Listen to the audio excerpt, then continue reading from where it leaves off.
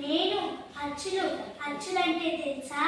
ఆ ఆ ఈ ఈ ఊ ఊ రు రు ఏ ఏ ఐ ఓ ఓ ఔ ఔ ఆ. నమస్కారం అండి. మేము హల్లులు హల్లులేంటో తెలుసా?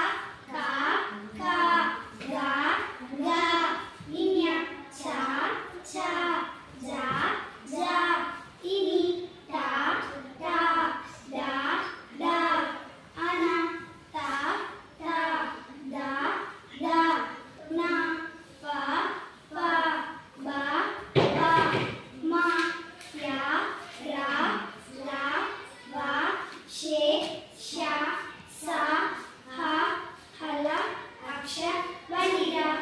నేను మీ ద్విత్వాక్షరాన్ని. ద్విత్వాక్షరం అంటే ఏమిటో తెలుసా? ద్విత్వాక్షరం అంటే ఒక హల్లుకు అదే హల్లు ఒత్తుగా వస్తే దాన్ని ద్విత్వాక్షరం అంటారు. ఉదాహరణ ఖ ప్లస్ ఖు ఇస్ ప్లస్ ఖ ఖు ప్లస్ ఆ ఇస్ ఈక్వల్స్ టు ఖ. సరేనండి, నేను మీ సంయుక్తాక్షరాన్ని.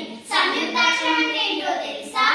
ఒక హల్లుకు వేరే ఒక హల్లు ఒత్తుగా వస్తే దాన్ని సంయుక్తాక్షరము అంటారు.